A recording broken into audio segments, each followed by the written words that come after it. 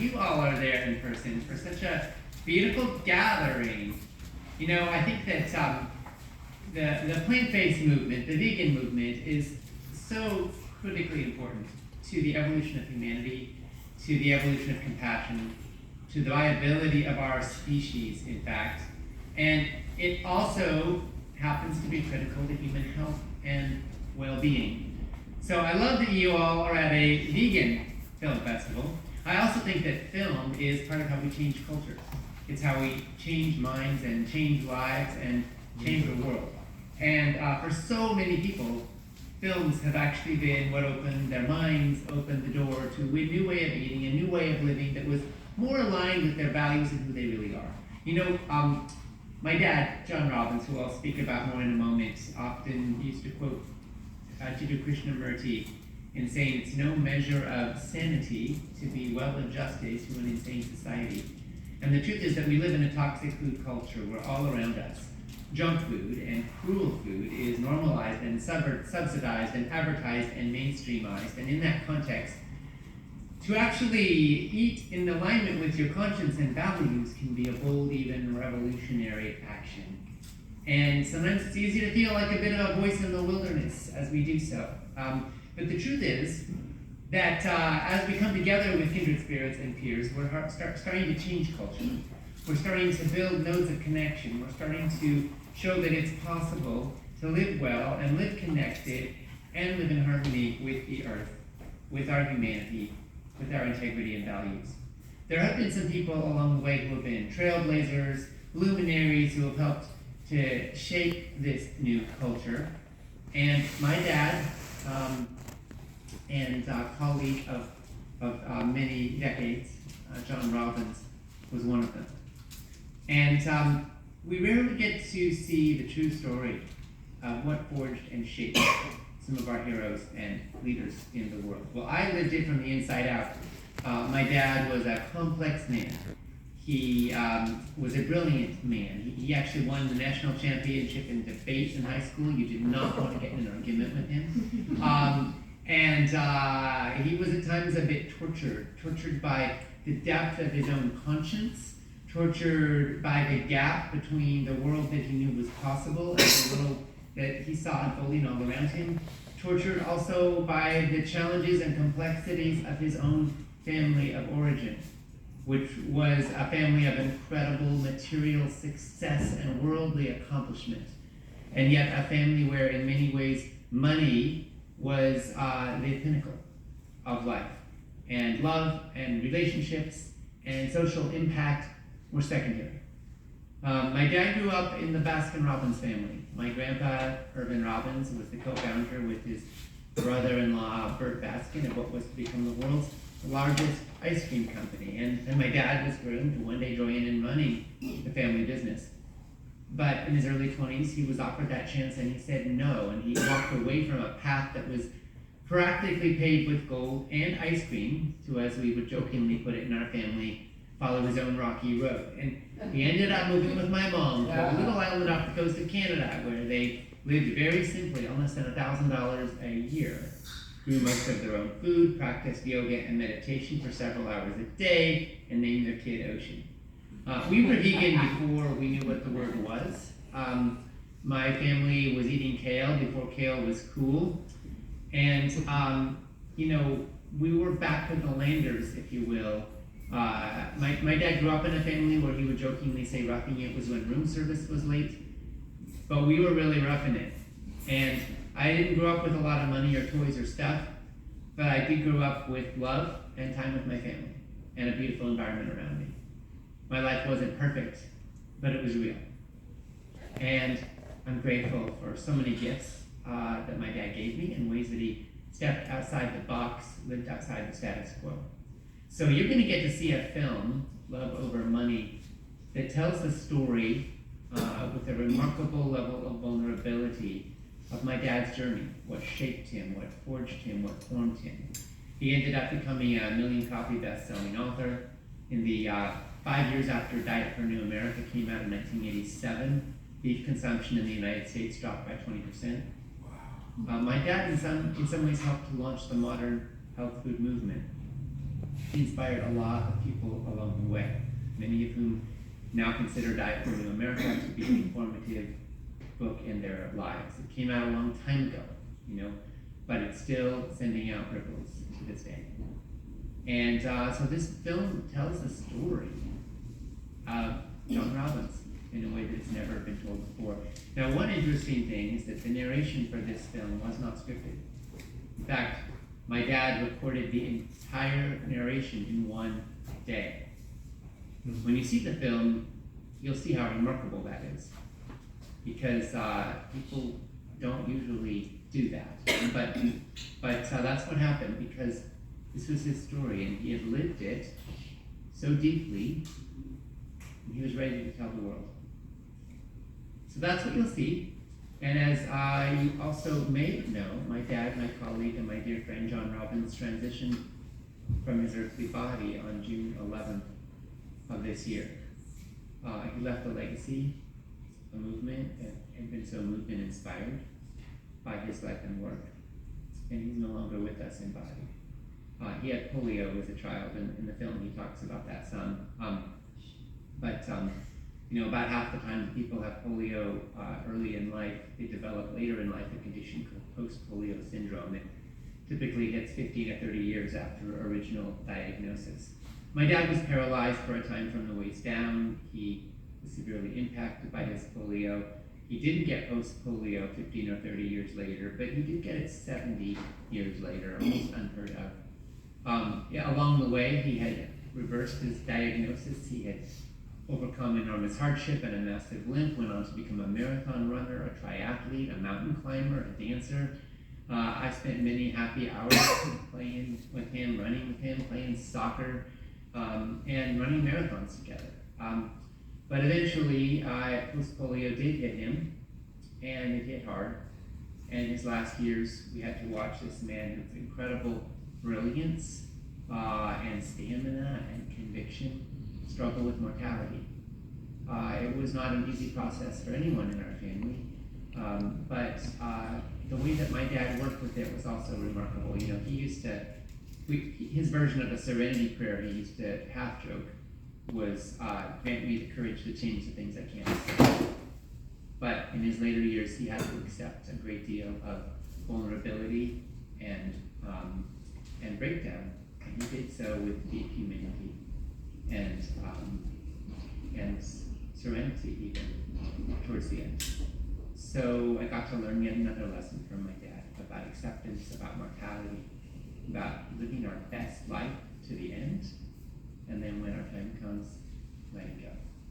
And I think you'll find in this film, in this story, something quite profound. This is a man who lived with contradictions and complexities, and sought to fiercely to find his own path of integrity and purpose.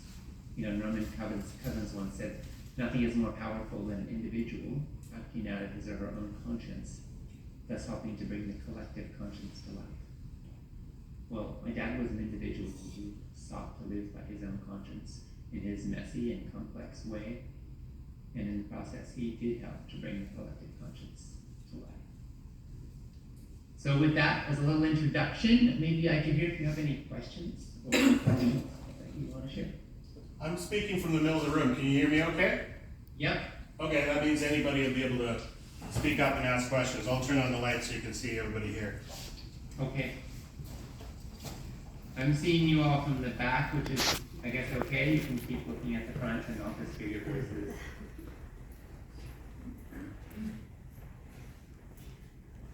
Or you can turn to me if you want. In the back of the room.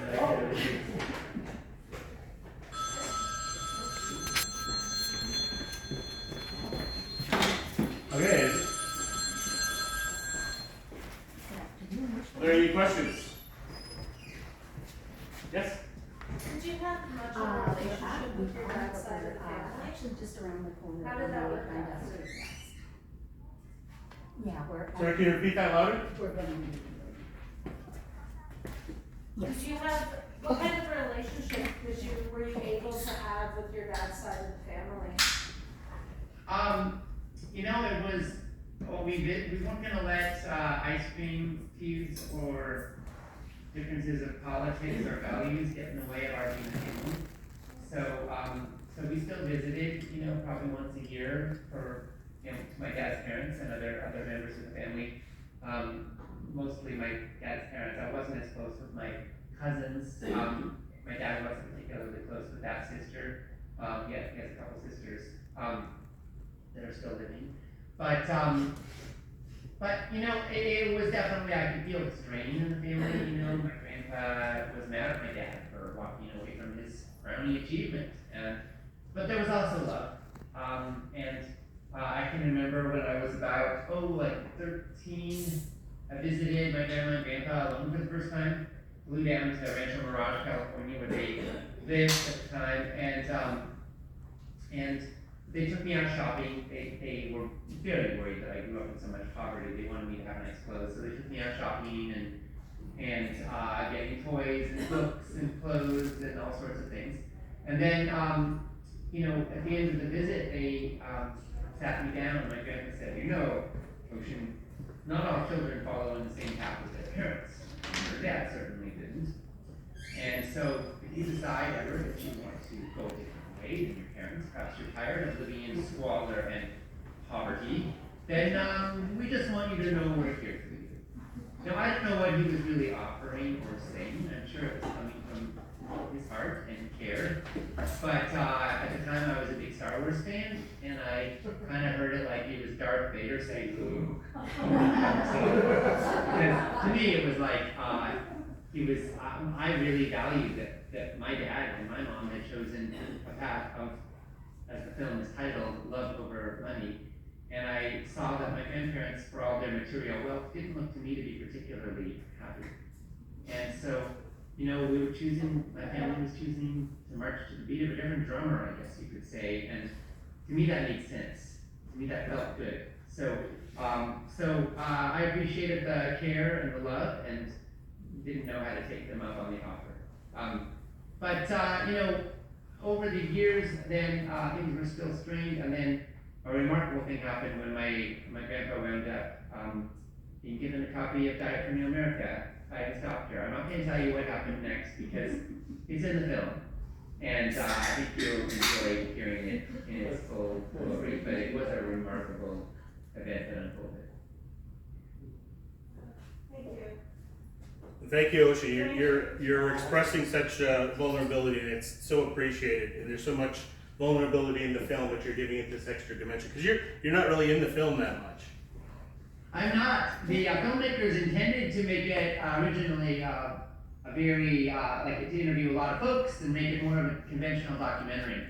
But as I mentioned, they interviewed my dad for one day, and they were so blown away by that interview that they decided to make my dad the only voice in the film, except for B-roll and A-roll inserts. But and there's animated storytelling along the way in different ways. But it's a minimalist approach that I've never seen in a film of this quality or substance before. And yet, I think you'll agree that it works because the lucidity of my dad's story is so potent.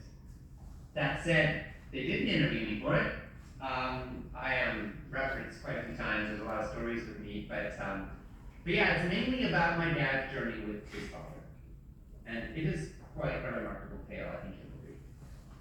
I was very stunned by his passing, and I remember distinctly the feeling that we've lost a great leader.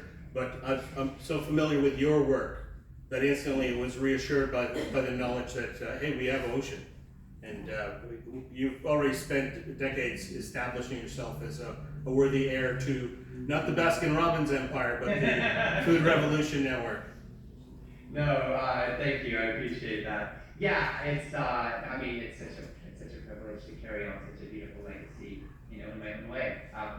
And for those of you who don't know, Food Revolution Network is an online community of about 1 million members. We have a plant-based coaching certificate where we train a whole cadre coaches in the plant-based movement. We have a whole Life Club membership community. We're right now hosting a summit for 100,000 people called the Food Revolution Summit. We have an email newsletter and a bunch of courses and master classes, and a website with over 1,000 articles, all free, to learn about critical food and health topics. And we built all of this over the last 15 years, really building on my dad's visionary leadership and helping carry it forward. And obviously we're going to continue to carry it forward. I think one thing I just want to say is that my dad really wanted to tell the story of his family and his life journey before he died. And we had no idea when this was filmed that it would come so soon. But I am so glad, and I know he died with greater peace, knowing that the story has been told. So you really are capturing in this film a moment in history that, truthfully, I don't think even 6 months later my dad would have had his full faculties. Post-polio was just starting to hit when this was filmed, and it hadn't hit his mind yet. Now, he was still profoundly present as a soul to the end, but he had been, and was at this filming time, one of the most eloquent humans I've ever seen. That started to be great. So this was kind of like a blessing of remarkable proportions that this was captured while he still had his full capacity to tell the tale. It was a tale that deserved to be told and told well. And I think you'll agree, it's an important message for our times. I want to say that I've been spending the whole day at the Toronto VegTO Fest and talking about your story, talking about the movie, and people coming by and recognizing John in the poster, and people talking about how they read his book in 1985 and it changed their life. So it's like one thing after another, and so many people that weren't familiar with the story and are so excited about it now. And I have to say, one of the conversations that sparked amongst some activists that I know, they walked up and they said, "Oh, John Robbins, he's so hot." And it sparked this conversation of who is the hottest advocates in the movement. I won't say who the competitors were. We're a film festival, not that kind of a competition. Did a survey of that years ago, and Joel Kahn won the sexiest vegan alive. Oh, who did? Dr. Joel Kahn. Oh. He wasn't one of the ones in the running. Do we have any other questions? Osha, can you tell us again, once we finish watching this film and we're all gung-ho for more, where can we connect with what you're doing? Yeah, find us at foodrevolution.org. Join the plant-based coaching certificate at certificate.foodrevolution.org. Join the Food Revolution Summit at summit.foodrevolution.org, or just check out our website. But really, you're part of us. I think every time you choose real food over processed junk, every time you choose compassion over greed and consumerism, every time you choose conscience and integrity and values, every time you bring a little more love into this world. So thank you all so much for being here and being a part of the plant-based movement, and I hope you enjoyed the film.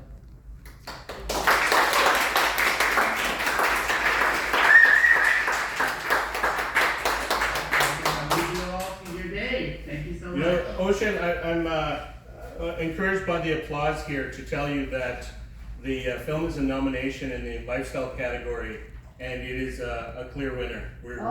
I'll make that announcement right now that it's one of the lifestyle category. Thank you. I'm glad to hear that. All right, you all. Thank you. Thanks for projecting here into the wishbone.